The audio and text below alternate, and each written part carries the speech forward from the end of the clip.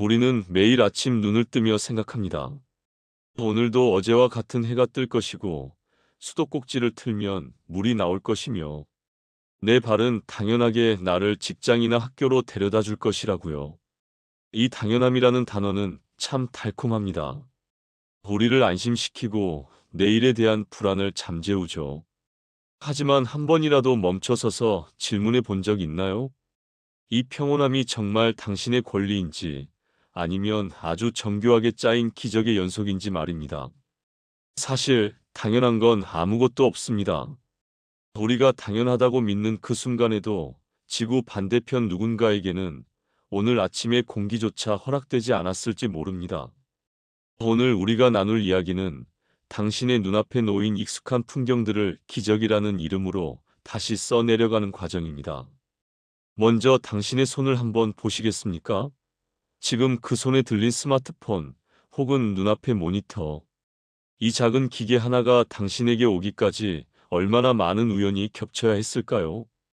희귀한 광물을 캐기 위해 수천 미터 지하로 내려간 광부의 땀, 복잡한 회로를 설계한 엔지니어의 밤샘, 그리고 바다를 건너온 거대한 화물선까지.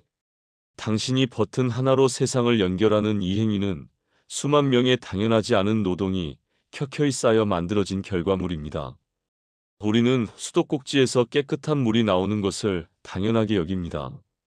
하지만 이 물이 당신의 집까지 오기 위해 정수장에서는 수백 번의 수질 검사가 이루어지고, 도시 아래에는 수천 킬로미터의 관로가 살아있는 혈관처럼 요동치고 있습니다.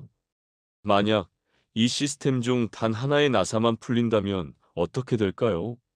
당연함은 순식간에 재난으로 바뀝니다. 우리가 누리는 평화는 질서가 아니라 무질서로 돌아가려는 세상을 필사적으로 붙잡고 있는 인류의 거대한 의지입니다. 물질적인 것보다 더 무서운 착각은 사람에 대한 당연함입니다.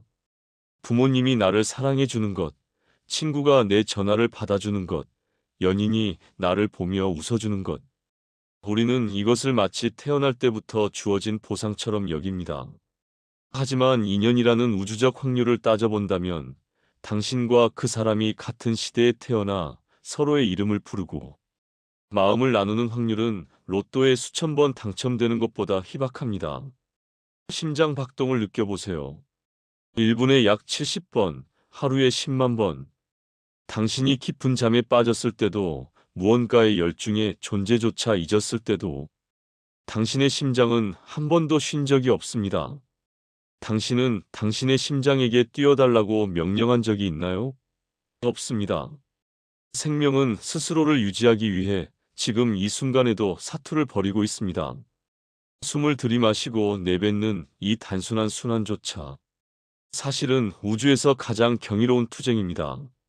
물리학에는 엔트로피 법칙이라는 것이 있습니다. 모든 질서 있는 것들은 시간이 흐르면 결국 무질서한 상태로 돌아가려 한다는 법칙이죠.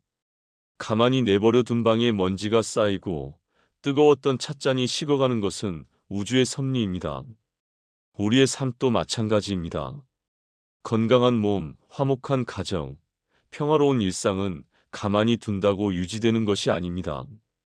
그것은 누군가의 치열한 관리와 보살핌, 그리고 보이지 않는 에너지가 끊임없이 주입되고 있을 때만 겨우 유지되는 역동적인 균형입니다.